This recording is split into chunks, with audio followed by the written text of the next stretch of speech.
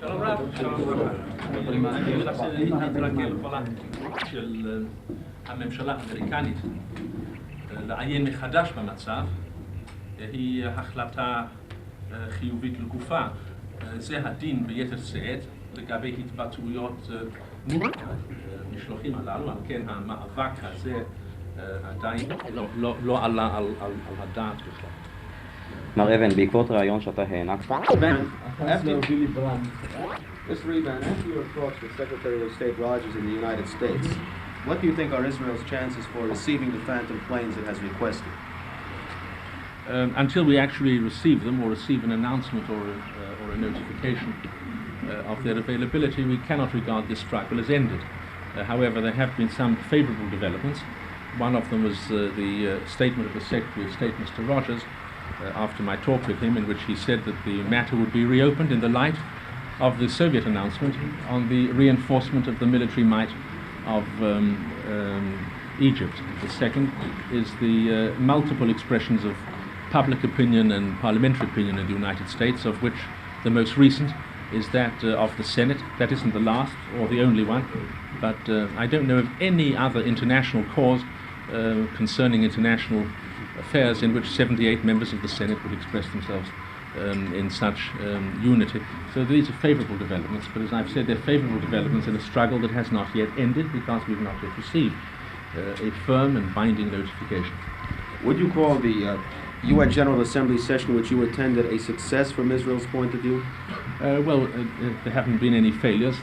What's happened so far is that there has been an opportunity to give formulation and definition to the policies of the parties at issue.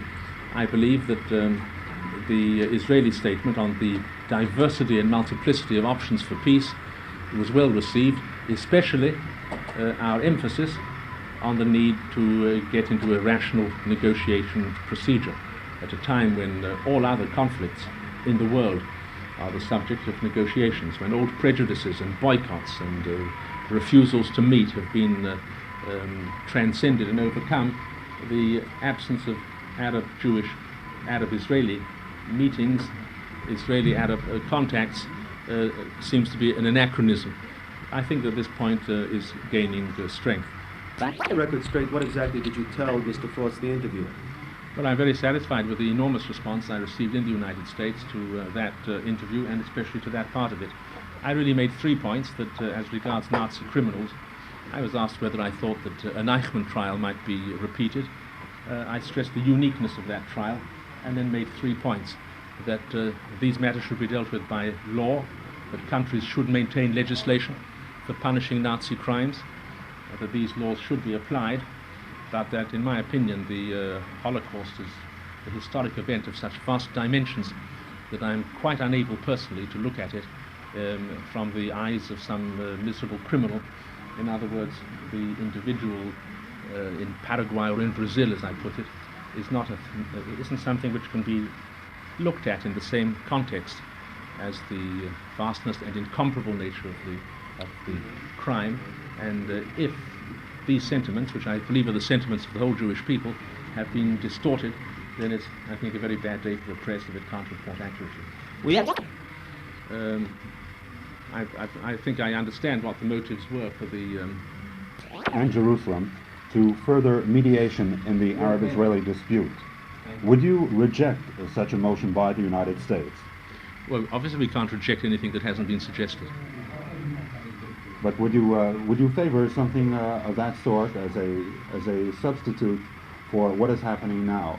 In other words, complete deadlock.